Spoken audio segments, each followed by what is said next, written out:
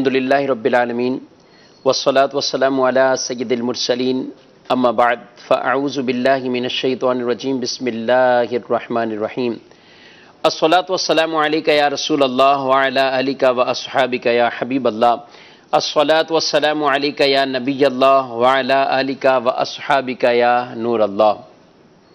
میٹھے میٹھے اسلامی بھائیوں اور مدنی چینل کے ناظرین، سلسلہ قرآن کتاب ہدایت لے کر آپ کی خدمت میں حاضر ہوئے ہیں۔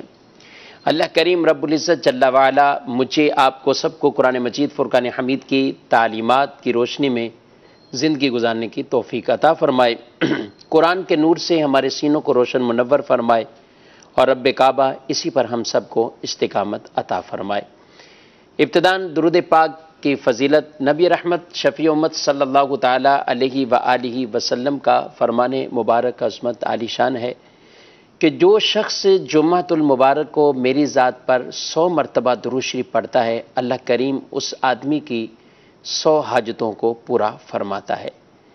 30 حاجتیں دنیا کی اور 70 حاجتیں رب کعبہ آخرت کی پوری فرماتا ہے۔ کوشش کیجئے عام دنوں میں بھی نبی پاک صلی اللہ علیہ وسلم کی ذات اقدس پر کثرت سے درود کو اپنا وظیفہ بنا لیجئے اور شب جمعہ روز جمعہ کو باقاعدگی کے ساتھ بطور خاص نبی رحمت صلی اللہ علیہ وسلم کی ذات پر درود پڑھنے کو اپنا معمول بنائیے۔ صلو علی الحبیب صلی اللہ تعالی علی محمد صلی اللہ علیہ وآلہ وسلم، صلاۃ و سلام علیکہ یا سیدی یا مکی یا مدنی یا عربی یا قرشی یا مطلبی یا ہاشمی یا رسول اللہ۔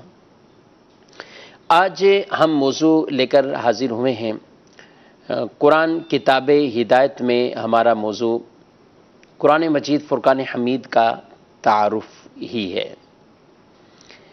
قرآن مجید فرقان حمید کا تعارف خود قرآن پاک نہیں، اپنا تعارف قرآن پاک کی کئی آیات مبارکہ کے اندر اللہ رب العالمین نے اسی تعارف کو بیان فرمایا ہے۔ انہی آیات مبارکہ کا خلاصہ اور مفہوم اور قرآن کسے کہتے ہیں، قرآن کا کیا تعارف ہے، چند کلمات میں ہم ابتداً سنتے ہیں۔ قرآن کریم رب عظیم کا وہ بے مثل کلام ہے کہ جو اکیلا معبود، تنہا خالق اور ساری کائنات کا حقیقی مالک ہے۔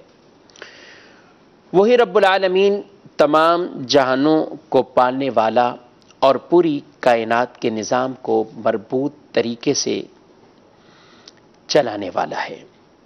دنیا اور آخرت کی ہر بھلائی حقیقی طور پر اسی کے دستے قدرت میں ہے۔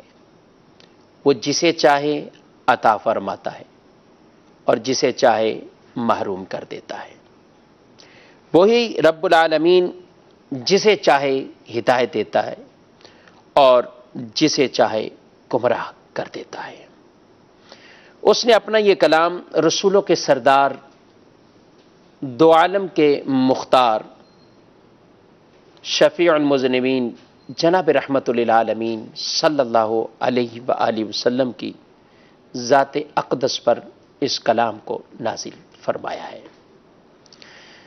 اور یہ وہ کلام جو اللہ تبارک و تعالی نے اپنے پیارے حبیب لبیب علیہ التحیۃ و تسلیم صلی اللہ تعالی علیہ وآلہ وسلم کو عطا فرمایا، یہ تمام کتابوں سے افضل اور اعلیٰ ہے۔ یعنی قرآن مجید فرقان حمید، اس کی فضیلت تمام کتابوں سے بھی زیادہ ہے۔ تمام اللہ تبارک و تعالی نے جو کتابیں جو انبیاء کرام علیہ السلام پر نازل فرمائی گئی، ان سے افضل اور اعلیٰ وہ قرآن مجید فرقان حمید ہے۔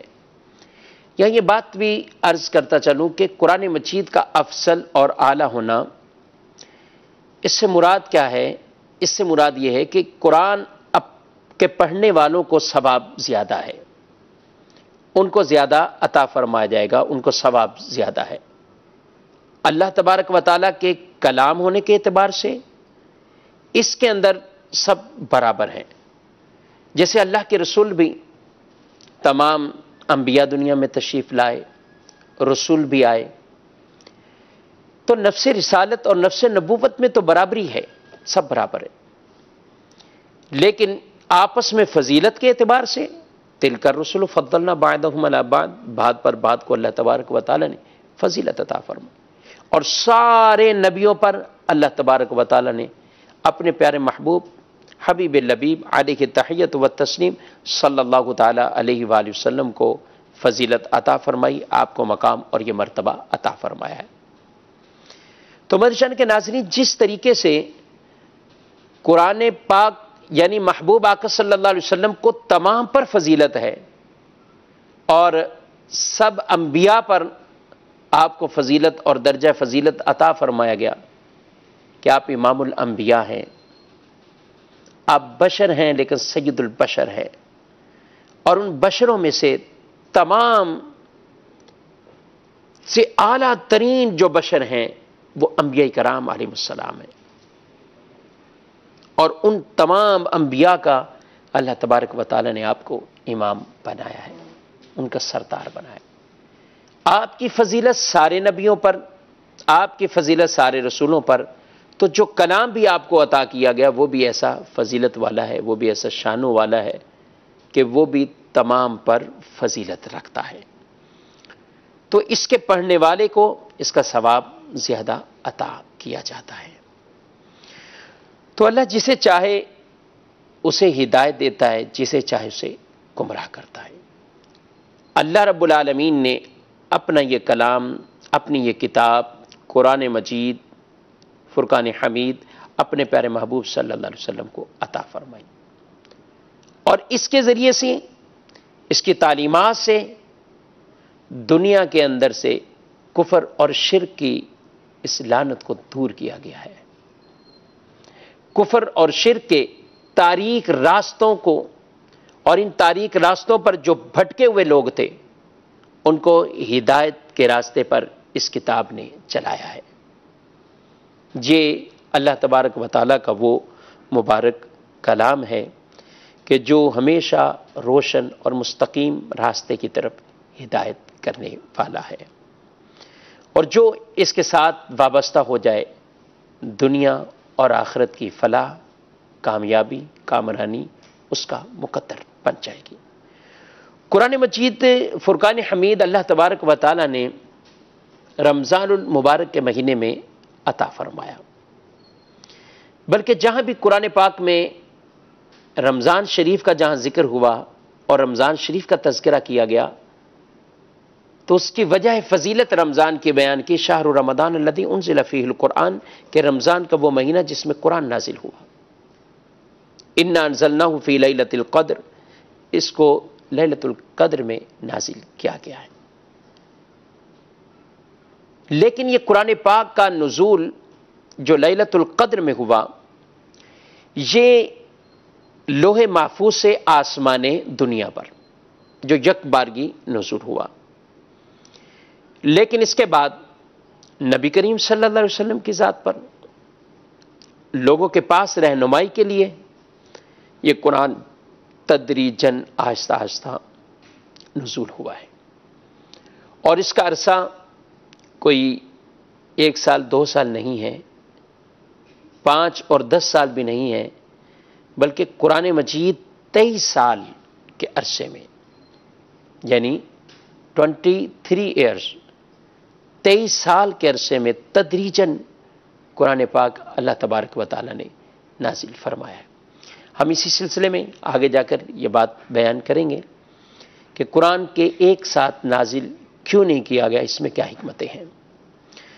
قرآن مجید فرقان حمید کو اللہ تبارک و تعالیٰ نے عربی زبان میں، فصیح و بلیغ زبان عربی، اس پر عربی زبان میں نازل فرمایا تاکہ اس وقت کے عرب کے دستور، عرب کے انداز اور وہاں کے رسومات جن کو منع کیا گیا، جن سے لوگوں کو گمراہی سے بھٹکے ہوئے راستوں سے نکالا گیا،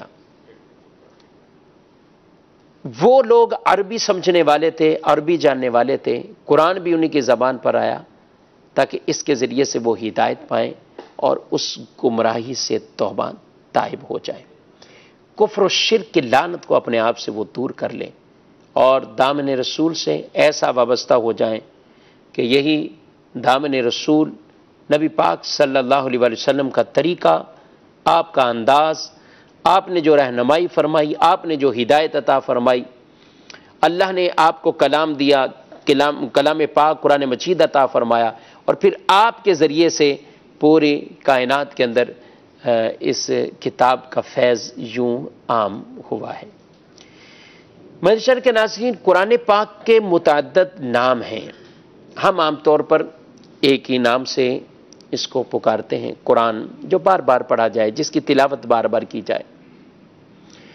لیکن قرآن مجید فرقان حمید کے متعدد نام ہیں، بلکہ کثیر نام ہیں، اور چند بطور خاص قرآن مجید میں ہی ان کا بیان ہوا، ان کا ذکر بھی ہوا ہے۔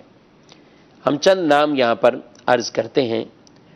قرآن پاک کو قرآن، جو اس کا نام ہے، قرآن کہتے ہیں۔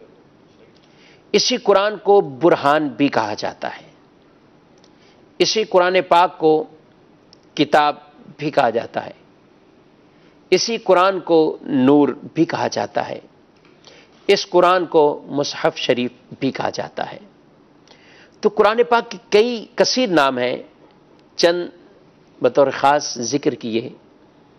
مصحف شریف بھی، کتاب مبارک، کتاب شریف، نور بھی اس قرآن کو کہا گیا ہے، اور فرقان اور قرآن۔ تو یہ ایسی مبارک گویا کی کتاب ہے جو برہان بھی ہے، دلیل بھی ہے۔ اللہ کی طرف سے ایسی دلیل ہے اور ایسا نور ہمیں یہ عطا قرآن کی صورت میں عطا کیا گیا ہے۔ کیا یہ قرآن مجید میں اللہ تبارک و تعالی نے اسی برہان کا ذکر کرتے ہوئے یہ ارشاد فرمایا ہے، یا ایھا الناس قد جاءکم برہان من ربکم وانزلنا الیکم نورا مبینا۔ فرمایا، اے لوگو، بے شک تمہارے پاس تمہارے رب کی طرف سے واضح دلیل آ گئی، اور ہم نے تمہاری طرف روشن نور کو نازل کیا ہے۔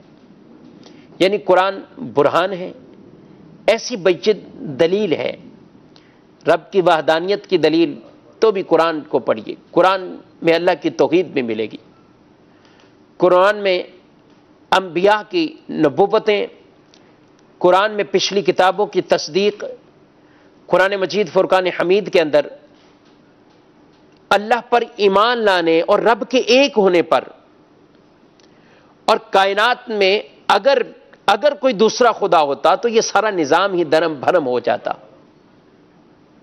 یہ واضح دلیلیں ہیں، کہاں سے ہیں؟ اسی قرآن مجید فرقان حمید سے ہیں، اسی کتاب مبین سے ہے، اور اس کتاب مبین کو پڑھنے سے ہمیں یہ علم حاصل ہوگا۔ اللہ تبارک و تعالی نے یہ بات بھی واضح طور پر ارشاد فرمائی ہے کہ یہ ایسا کلام ہے کہ اللہ کے علاوہ کوئی اس جیسا کلام نہیں لا سکتا۔ چنانچہ ارشاد فرمایا، وَمَا كَانَ هَذَا الْقُرْآنُ أَن يُفْتَرَى مِن دُونِ اللَّهِ وَلَكِن تَصْدِيقَ الَّذِي بَيْنَ يَدَيْهِ وَتَفْصِيلَ الْكِتَابِ لَا رَيْبَ فِيهِ مِن رَبِّ الْعَالَمِينَ۔ فرمایا کہ یہ قرآن، اس کی یہ شان نہیں ہے کہ اللہ کے نازل کیے کے بغیر ہی اپنی طرف سے کوئی اسے بنا لے، ایسا نہیں ہو سکتا۔ ہاں، یہ پچھلی کتابوں کی تصدیق کرنے والی ہے، اور لوح محفوظ میں جو کچھ تفصیل ہے اس میں کوئی شک نہیں ہے، یہ اس کی تفصیل ہے جو لوح محفوظ میں ہے، اور اس میں کوئی شک نہیں ہے، یہ رب العالمین کی طرف سے نازل کی گئی کتاب قرآن مجید ہے۔ اگر تمام جن مل جائیں، انسان مل جائیں، بڑے بڑے فصحاء بلغاء، عرب کی زندگی میں، عرب کے انداز میں لوگ بڑے بڑے شاعر تھے، شعراء تھے، اسی وجہ سے قرآن مجید جب نبی کریم صلی اللہ علیہ وسلم پر نازل ہوتا تو آپ ان پر پڑھتے، تو وہ لوگ کبھی کبھی آپ کو معاذ اللہ یہ کہہ دیتے کہ یہ شاعر ہیں، ساحر ہیں، معاذ اللہ۔ ان کا بیان اور قرآن کے وہ کلمات اور آیات مبارکہ ایسی کہ وہ لوگ پھر بھی ختم اللہ علی قلوبہم وعلی سمعہم، جن کے کانوں پر، جن کے دلوں پر مہریں لگی ہوئی تھیں، وہ اس وقت یہ کہہ کے ادھر ادھر چلے جاتے کہ یہ شعراء کا کلام ہے. لیکن ان بڑے بڑے فصیح لوگوں کو دعوت تھی کہ آؤ قرآن کی مثل لے کر آؤ، ایک سورت ہی لاؤ، 10 باتیں 10 آیتیں بنا لو، ایک سورت بنا لو، ایک بات تو لے کر آؤ. لیکن قرآن نے ہی کہہ دیا فَإِن لَمْ تَفْعَلُوا وَلَن تَفْعَلُوا، تم نہیں لا سکے اور نہیں لا سکو گے، ہرگز نہیں لا سکو گے، اس کا مثل نہیں آئے گا. اور قرآن نے کہہ دیا، واضح طور پر اعلان کر دیا، قُلْ إِنْ اجْتَمَعَتِ الْإِنسُ وَالْجِنُّ عَلَىٰ أَن يَأْتُوا بِمِثْلِ هَٰذَا الْقُرْآنِ لَا يَأْتُونَ بِمِثْلِهِ وَلَوْ كَانَ بَعْضُهُمْ لِبَعْضٍ ظَهِيرًا. یہ تمام انسان مل جائیں، تمام جن مل جائیں اس بات پر کہ ہم قرآن کی مثل لائیں گے، یہ نہیں لا سکتے. اگر ایک دوسرے کی مدد بھی کریں تو نہیں لا سکتے. چیلنج ان کو کر دیا گیا. لیکن قرآن کی مثل لانے سے وہ قاصر رہے، قرآن کی مثل نہیں لا سکے. اور اتنی بار چیلنج ہوا، بار بار، یعنی جو اپنی زبان میں اتنی مہارت رکھتا ہو لیکن قرآن کی مثل ایک آیت بھی نہیں بنا سکا. یہ قرآن کی عظمت ہے، یہ قرآن کی شان ہے. یہ قرآن مجید فرقان حمید باطل سے بہت دور ہے. جس نے قرآن کو تھاما ہوا، باطل اس کے ساتھ ٹکرا نہیں سکتا. غلط راستہ اس کے سامنے نہیں آ سکتا جس نے قرآن کو تھاما ہوا ہے. جو قرآن کو ایسا مضبوطی سے تھام لے. قرآن خود فرما رہا ہے لا یأتیہ الباطل من بین یدیہ ولا من خلفہ تنزیل من حکیم حمید. باطل اس کے سامنے، اس کے پیچھے، کسی طرف سے بھی اس کے پاس نہیں آ سکتا. وہ قرآن اسی کی طرف سے نازل کیا ہوا ہے جو حکمت والا اور تعریف کے لائق ہے، حکیم ہے، حمید ہے. باطل اس کو نہیں چھو سکتا. تو قرآن سے اپنے رشتے کو ایسا ہمیں مضبوط کر لینا چاہیے اور مضبوط کرنا چاہیے. یہ قرآن مجید فرقان حمید کی ہی یہ عظمت ہے کہ جو اس پر چل جاتا ہے وہ ہمیشہ سیدھے راستے پر رہتا ہے، صراط مستقیم پر رہتا ہے، کیونکہ وہ اس کلام کی رہنمائی میں زندگی گزار رہا ہے جس میں کوئی ٹیڑھا پن نہیں ہے، کوئی ٹیڑھا پن نہیں. اللہ فرماتا ہے الحمدللہ الذی انزل علی عبدہ الکتاب ولم یجعل لہ عوجا، کہ تمام تعریفیں اس اللہ کے لیے جس نے اپنے بندے پر کتاب نازل فرمائی اور اس میں کوئی ٹیڑھ نہیں رکھی گئی، کوئی کجی نہیں، کوئی ٹیڑھا پن نہیں ہے. تو جس کا رہنما ہی قرآن ہو، جس کو ہدایت دینے والا ہی قرآن ہو، تو وہ گمراہیت اس کو نہیں چھو سکتی. لیکن شرط یہی ہے کہ قرآن کو اس انداز سے اس کی تعلیم کو حاصل کریں، اس کی تعلیم کو حاصل کریں. قرآن کا جو درس ہے اس درس کو سمجھیں. اگر بعض باتوں کو لیں گے، بعض کو چھوڑیں گے تو اس نے قرآن کو صحیح تھاما نہیں ہے، اس نے قرآن کی صحیح تعلیم حاصل کی نہیں ہے. اور یہ یہود کی بری صفت تھی کہ اللہ کے نازل کیے ہوئے کلام میں سے کچھ کو لینا، کچھ کو نہ لینا، مطلب کی چیز لینا اور جو من میں نہ اسے انکار کر دینا. یہ مسلمان کی شان نہیں ہے. ایمان والے کو درس ملا ہے، درس دیا ہے یا ایھا الذین آمنوا ادخلوا فی السلم کافہ، اسلام میں پورے پورے داخل ہو جاؤ، یعنی اس کے پورے احکامات پر، اس کے تمام تر چیزوں پر، صرف اپنی من پسند کی چیزوں پر نہیں. اسلام کے ایسے تابع بن جاؤ کہ تمام چیزوں پر عمل کرنے والے بن جاؤ. تو قرآن کو قرآن کے تقاضوں کے مطابق اگر ہم پڑھیں گے تو پھر اس کا فیض بھی ہمیں اسی طرح ملے گا۔ یہ قرآن ہمیں انبیاء کی شان بھی بتاتا ہے، یہ قرآن ہمیں ما قبل گزرے ہوئے واقعات کی تفصیل و تصدیق بھی بتاتا ہے، یہ قرآن ہمیں اخروی زندگی کے بارے میں بھی بتاتا ہے، یہ قرآن ہمارے لیے دنیا کے اندر بھی ایک رہنمائی کا سامان پیدا کرتا ہے۔ معاشرتی زندگی ہو یا کسی بھی معاملے میں رہنمائی چاہیے، اللہ کا مبارک کلام کہ جس میں ہر شے کا بیان ہے، بس آدمی تلاش کرنے والا ہونا چاہیے، جستجو والا ہونا چاہیے۔ یہ قرآن ہمیں حدیث سے دور نہیں کرتا بلکہ حدیث کی طرف بھی ہمیں مائل کرتا ہے۔ وَمَا آتَاكُمُ الرَّسُولُ فَخُذُوهُ، جو رسول دیں وہ لے لو، وَمَا نَهَاكُمْ عَنْهُ فَانْتَهُوا، جس سے منع کرے رک جاؤ۔ یہ قرآن ہی تو ہمیں اس کی بھی رہنمائی عطا فرماتا ہے کہ کہیں ایسا نہ ہو کہ آدمی کے ذہن میں اس طرح کا کوئی خیال آ جائے کہ صرف قرآن ہی ہے۔ بے شک قرآن ہے، لیکن جس نے قرآن کو کما حق ہو پڑھا تو اس قرآن نے انبیاء سے بھی قریب کر دیا، انبیاء کا مقام بھی بتا دیا، امام الانبیاء کا مقام بھی بتا دیا، اولیاء کا مقام بھی بتا دیا، بزرگان دین کا مقام بھی بتا دیا، کیونکہ یہ قرآن ہی تو انہی چیزوں کو بیان کر رہا ہے۔ اور اللہ کے پیارے بندے، وہ انعام یافتہ بندے، ان تمام کا ذکر ہے اس قرآن میں جن کو اللہ نے اپنا انعام یافتہ فرمایا ہے۔ وَمَن يُطِعِ اللَّهَ وَالرَّسُولَ فَأُولَٰئِكَ مَعَ الَّذِينَ أَنْعَمَ اللَّهُ عَلَيْهِم مِّنَ النَّبِيِّينَ وَالصِّدِّيقِينَ وَالشُّهَدَاءِ وَالصَّالِحِينَ وَحَسُنَ أُولَٰئِكَ رَفِيقًا۔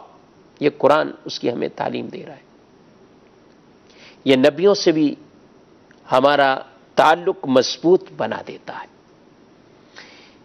یہ حضور کے صحابہ سے بھی ہمارا تعلق قرآن مضبوط بنائے گا کہ ہم ڈائریکٹ کیسے قرآن سیکھیں گے۔ اس کی تفسیر کے لیے ہمیں احادیث مبارکہ کی طرف، ائمہ دین کی طرف، علماء صالحین کی طرف ہمیں ان تک پہنچنا ہے۔ وہ ہمیں تفسیر کس انداز سے بتائیں گے۔ تفسیر کے مختلف درجات ہیں، تفسیر القرآن بالقرآن بھی ہے، تفسیر القرآن بالحدیث بھی ہے، اور پھر تفسیر القرآن باقوال صحابہ، صحابہ کے اقوال سے ہے، صالحین کے اقوال سے ہے۔ تو یہ مضبوط تعلق کیسے ہوگا؟ یہ بھی ہمیں قرآن ہی رہنمائی فرماتا ہے۔ صرف یہ نہیں کہ آدمی کہے کہ میں قرآن کو اس انداز سے مان رہا ہوں کہ باقی کسی کو نہیں مانتا، یہ غلطی ہے، بہت بڑی غلطی ہے۔ اللہ نے صراط مستقیم کا بھی درس قرآن میں دیا ہے تو اپنے انعام یافتہ لوگوں کا تذکرہ فرما کر دیا ہے۔ تو جب انعام یافتہ افراد سے ہم گویا کہ جدا نہیں ہو سکتے تو نبیوں سے ہم اپنا تعلق اور امام الانبیاء سے ہمارا تعلق وہ تو بہت اعلیٰ درجے کا ہونا چاہیے۔ یہ قرآن ان سب چیزوں کا بیان ہے۔ اللہ نے اس پیارے کلام کو نازل فرمایا، لیکن ساتھ ساتھ اس کی ایک شان عظمت یہ بھی بیان کی کہ انا نحن نزلنا الذکر و انا لہ لحافظون، ہم نے نازل کیا اور حفاظت بھی ہم کرنے والے۔ اور کیسی محافظت کا ایک اللہ نے اپنے ذمہ کرم پر اس چیز کو لیا، قرآن کی حفاظت۔ حالانکہ قرآن 23 سال کے عرصے میں نازل ہوا، تدریجاً نازل ہوا۔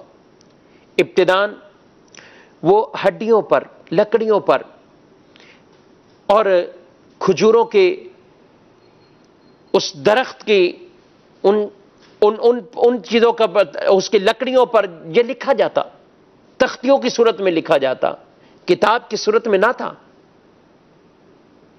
صحابہ کرام علیہ مردوان اس کو لیتے، لکھتے، لیکن قربان جائیں ان کا جذبہ ایمانی اور جذبہ قرآنی، قرآن سے کیسی محبت کا جذبہ تھا کہ رسول مکرم صلی اللہ علیہ وسلم فرماتے یہ آیت کو فلاں آیت کے ساتھ ملا دو، یہ سورت فلاں سورت کے بعد ہے، یہ سورت فلاں سے پہلے گئے، کبھی چند آیتیں نازل ہوں، کبھی 2 آیتیں، کبھی 4، کبھی 5، کبھی پوری سورت، کبھی ایک آیت، لیکن اللہ کے رسول صلی اللہ علیہ وسلم فرماتے اس آیت کو فلاں کے ساتھ ملا دو۔ کس قدر محنت سے، حافظے سے، لگن سے، کہ جب قرآن کتاب کی صورت میں نہیں ہے، ابھی اب 2 جلدوں میں، مطلب جلد کی صورت میں نہیں ہے، لیکن قرآن کے حافظ اس وقت بھی تھے، اس وقت بھی قرآن کے حافظ تھے۔ کیسے یاد کیا انہوں نے حفظ قرآن؟ منشان کے ناظرین، یہ محبت والی بات کہ قرآن سے تعلق کیسا تھا صحابہ کرام علیہ رضوان کا۔ اللہ کے رسول صلی اللہ علیہ وسلم خود قرآن پاک کا دور فرمایا کرتے تھے حضرت جبریل امین کے ساتھ، اور جب یہ اس طرح لکھا جاتا، چاہے پتوں پر لکھ رہے ہیں، چاہے ان لکڑیوں پہ، تختیوں پہ، چمڑے پر، کسی طرح بھی لکھا جا رہا ہے، لیکن ایک وہ وقت آیا کہ مسلمانوں کی ایک جنگ میں کئی حفاظ قاری شہید ہو گئے۔ سیدنا عمر فاروق رضی اللہ تعالیٰ عنہ یہ عرض لے کر حضرت صدیق اکبر رضی اللہ تعالیٰ عنہ کے پاس گئے کہ حضور، قرآن کے اتنے حافظ شہید ہو گئے، اگر یہی انداز رہا تو کہیں ایسا نہ ہو قرآن پاک لوگوں کے سینوں سے ختم ہو جائے، آپ کچھ کیجئے۔ فرمایا کیا کرنا ہے؟ کہا جمع کریں قرآن کو، ایک کتاب کی صورت میں لے۔ آپ نے ارشاد فرمایا عمر، تم اس چیز کے بارے میں مجھے کہتے ہو جو رسول اللہ نے نہیں کی۔ کہتے ہیں امیر المومنین، اگرچہ رسول اللہ صلی اللہ علیہ وسلم نے ایسا نہیں فرمایا، ایسا عمل نہیں کیا، لیکن کام اچھا ہے، آپ کیجیے، خیر ہے، آپ کیجیے۔ آپ فرماتے ہیں کہ یہاں تک کہ اللہ تعالیٰ نے میرے سینے کو بھی کھول دیا جس طرح عمر کے سینے کو کھولا۔ آپ نے کاتب وحی حضرت زید کو بلایا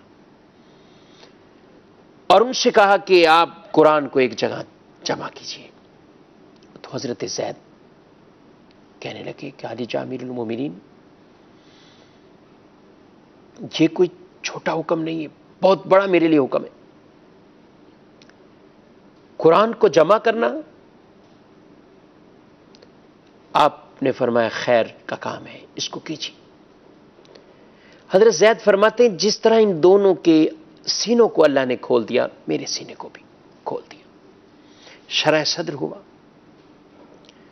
اور قرآن کی جمع کرنے کی صورت ہونے لگی۔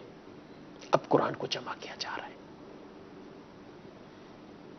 لیکن حضرت ابوبکر صدیق رضی اللہ تعالیٰ عنہ کا زمانہ بھی چلا جاتا ہے۔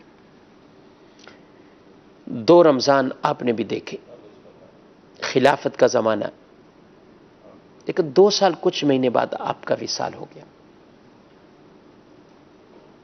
حضرت عمر رضی اللہ تعالیٰ عنہ کا دور آتا ہے، اور پھر آگے حضرت عثمان غنی رضی اللہ تعالیٰ عنہ، جن کے دور مبارک کے اندر لغت قریش پر قرآن کے نسخوں کو تیار کر کے اسلامی ملکوں میں بھی بھیجے گئے، اور اس قرآن کے ان نسخوں پر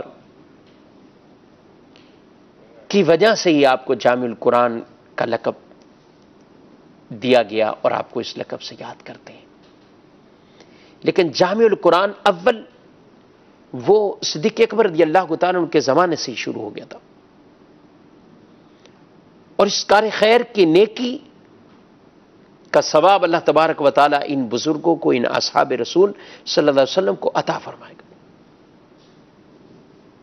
آج اگر ہم اپنی زندگیوں کو دیکھیں، اگر اس طریقے سے اگر قرآن ایک ساتھ جمع نہ ہوتا تو شاید اتنے حفاظ کے لیے حفظ قرآن کرنا آسان کام نہیں تھا۔ لیکن اللہ نے اس کی حفاظت کا ذمہ لیا تو یہ سبیل بھی پیدا ہو گئی، قرآن کو جمع کر لیا گیا۔ اعراب دیگر معاملات وہ بعد میں ہوئے، لیکن ایک کتاب کی صورت میں قرآن کو جمع ان اصحاب میں خلفائے راشدین کے زمانے میں یہ کام ہو چکا۔ لیکن کام اچھا تھا، کام بہتر تھا، تو حضرت عمر رضی اللہ تعالیٰ نے اصرار کرتے رہے، صدیق اکبر رضی اللہ تعالیٰ نے، پھر دونوں نے مل کر حضرت زید سے یہی اصرار کیا۔ تو اس سے پتہ چلا اگر کام کوئی اچھا ہو، بہتر ہو، وہ کام اگرچہ رسول اللہ کے زمانے میں نہ ہوا ہو لیکن کام بہتر ہے، کام اچھا ہے، وہ کسی سنت کو مٹانے والا نہیں ہے، تو وہ ایک اچھا کام ہے، بدعت حسنہ ہے، اس کا ثواب اللہ تعالیٰ فرمائے گا۔ جتنے لوگ اس نیکی پر عمل کریں گے ان کی تعداد کے برابر رب کعبہ اس چیز کا ثواب عطا فرمائے گا۔ تو میں عرض کر رہا تھا کہ قرآن سے کیسا اصحاب رسول کا رشتہ مضبوط اور تعلق تھا کہ ایک جگہ کتاب کی صورت میں نہ ہونے کے باوجود بھی اس قدر حفاظ تھے، اس دور میں بھی حفاظ تھے، اور اجل اللہ کے کرم سے مسلمانوں کے لاکھوں لاکھ بچے قرآن کے حافظ ہیں، قرآن کے حافظ ہیں۔ منشن کے ناظرین، آج ہم نے صرف قرآن کی کچھ آیات مبارکہ سے ہی قرآن کا تعارف اور کچھ ابتدائی باتیں میں نے عرض کرنے کی کوشش کی ہے، لیکن یہ قرآن کے وحی کے آغاز کیسے ہوئے، کیسے قرآن نازل ہوتا گیا، انشاءاللہ العزیز مختلف موضوعات کے ساتھ ہم اس سلسلے میں قرآن کتاب ہدایت میں ان چیزوں کو بیان کریں گے۔ آپ کالز کے ذریعے بھی اس سلسلے میں شامل ہوا کریں، کالز بھی آپ اپنی ریکارڈ کروائیں۔ آپ قرآن سے متعلق کیا پوچھنا چاہتے ہیں، قرآن سے متعلق کیا سننا چاہتے ہیں، انشاءاللہ آپ کے بھی مشورے ہمارے لیے بہت اہم ہیں، انشاءاللہ ضرور ان پر بھی نظر کی جائے گی اور اس حوالے سے بھی بیان کیا جائے گا۔ اللہ کریم رب العزت جل وعلا مجھے آپ کو قرآن کی تعلیمات پر عمل کرنے کی توفیق عطا فرمائے، قرآن مجید فرقان حمید کی تعلیمات اور احادیث طیبہ ان کی روشنی میں ہماری زندگیوں کو اللہ تعالیٰ ایسا معطر اور منور فرما دے کہ کاش ہمارے ظاہر اور باطن کی ایسی اصلاح ہو جائے کہ ہم اللہ کے مخلص بندے بننے میں کامیاب ہو جائیں۔ رب العالمین میرے آپ کے سب کے گناہوں کو معاف فرمائے، آمین بجاہ النبی الامین صلی اللہ تعالی علیہ وآلہ وسلم۔ یہی ہے